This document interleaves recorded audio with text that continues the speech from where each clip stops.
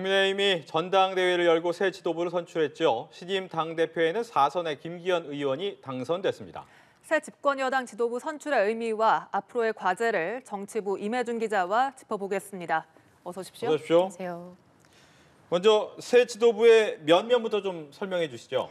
네, 우선 신임 당대표에는 4선의 김기현 의원이 당선됐습니다. 네. 이 득표율 52.93%로 과반을 넘기면서 결선 투표 없이 당대표로 확정된 겁니다.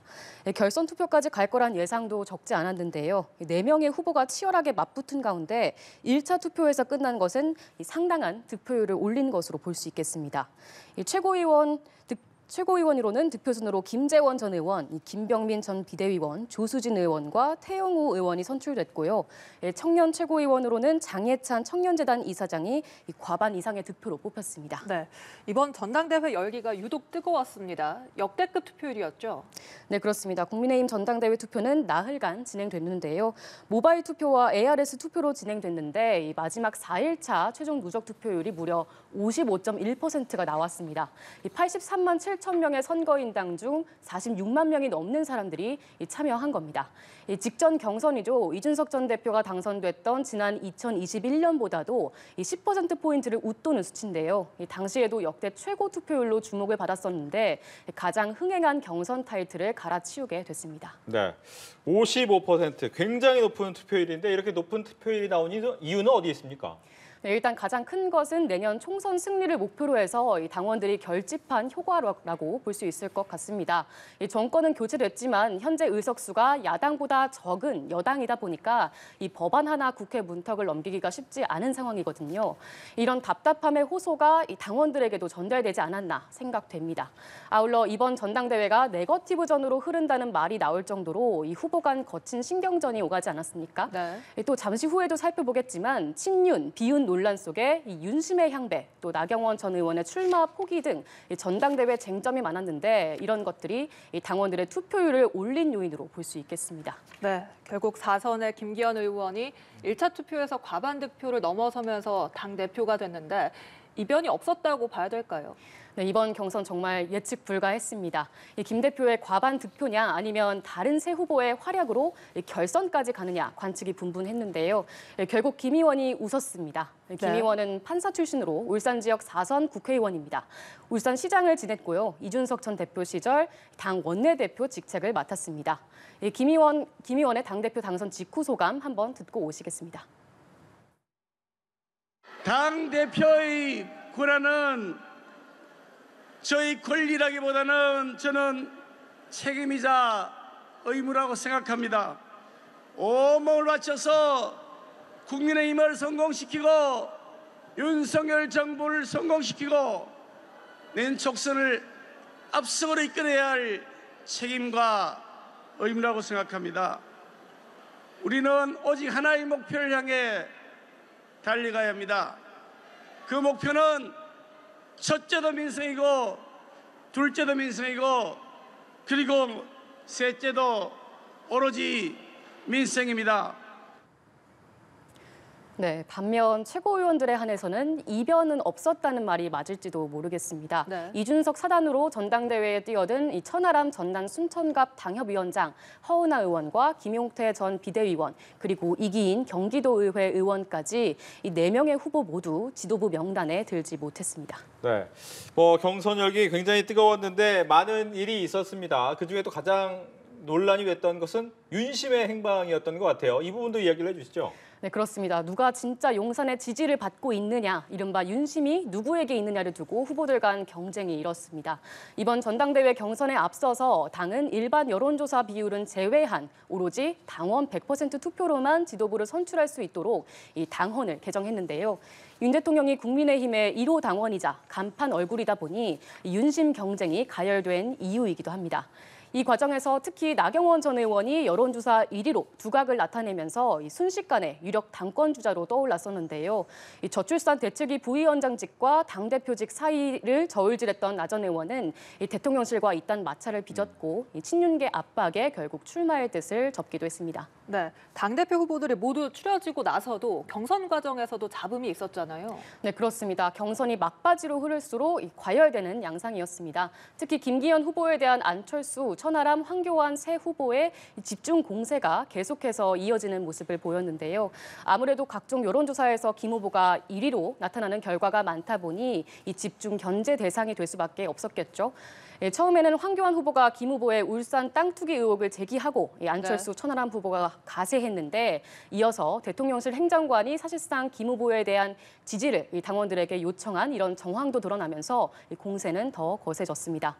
더구나 황교안 후보와 안철수 후보는 전당대회 전날인 어제 대통령실 선거 개입 의혹과 관련해서 김 후보 사퇴를 촉구하는 기자회견까지 열었는데요.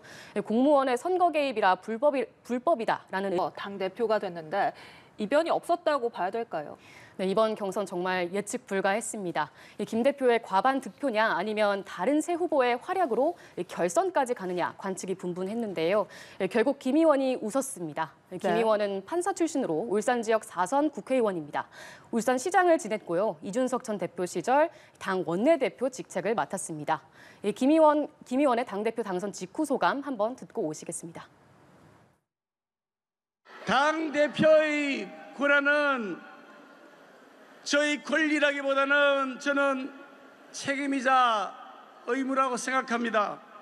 온몸을 바쳐서 국민의힘을 성공시키고 윤석열 정부를 성공시키고 낸 촉선을 압승으로 이끌어야 할 책임과 의무라고 생각합니다. 우리는 오직 하나의 목표를 향해 달려가야 합니다. 그 목표는 첫째도 민생이고 둘째도 민생이고 그리고 셋째도 오로지 민생입니다. 네, 반면 최고위원들에 한해서는 이변은 없었다는 말이 맞을지도 모르겠습니다. 네. 이준석 사단으로 전당대회에 뛰어든 천하람 전남 순천갑 당협위원장, 허은하 의원과 김용태 전 비대위원, 그리고 이기인 경기도의회 의원까지 이 4명의 후보 모두 지도부 명단에 들지 못했습니다. 네, 경선 열기 굉장히 뜨거웠는데 많은 일이 있었습니다. 그중에 또 가장 논란이 됐던 것은 윤심의 행방이었던 것 같아요. 이 부분도 이야기를 해주시죠. 네, 그렇습니다. 누가 진짜 용산의 지지를 받고 있느냐, 이른바 윤심이 누구에게 있느냐를 두고 후보들 간 경쟁이 일었습니다. 이번 전당대회 경선에 앞서서 당은 일반 여론조사 비율은 제외한 오로지 당원 100% 투표로만 지도부를 선출할 수 있도록 이 당헌을 개정했는데요. 윤 대통령이 국민의힘의 1호 당원이자 간판 얼굴이다 보니 윤심 경쟁이 가열된 이유이기도 합니다. 이 과정에서 특히 나경원 전 의원이 여론조사 1위로 두각을 나타내면서 순식간에 유력 당권주자로 떠올랐었는데요. 이 저출산 대책위 부위원장직과 당대표직 사이를 저울질했던 나 전 의원은 이 대통령실과 이딴 마찰을 빚었고 이 친윤계 압박에 결국 출마할 뜻을 접기도 했습니다. 네, 당대표 후보들이 모두 추려지고 나서도 경선 과정에서도 잡음이 있었잖아요. 네, 그렇습니다. 경선이 막바지로 흐를수록 과열되는 양상이었습니다. 특히 김기현 후보에 대한 안철수, 천하람, 황교안 세 후보의 집중 공세가 계속해서 이어지는 모습을 보였는데요. 아무래도 각종 여론조사에서 김 후보가 1위로 나타나는 결과가 많다 보니 이 집중 견제 대상이 될 수밖에 없었겠죠. 처음에는 황교안 후보가 김 후보의 울산 땅 투기 의혹을 제기하고 안철수, 천하람 후보가 가세했는데 이어서 대통령실 행정관이 사실상 김 후보에 대한 지지를 당원들에게 요청한 이런 정황도 드러나면서 공세는 더 거세졌습니다. 더구나 황교안 후보와 안철수 후보는 전당대회 전날인 어제 대통령실 선거 개입 의혹과 관련해서 김 후보 사퇴를 촉구하는 기자회견까지 열었는데요.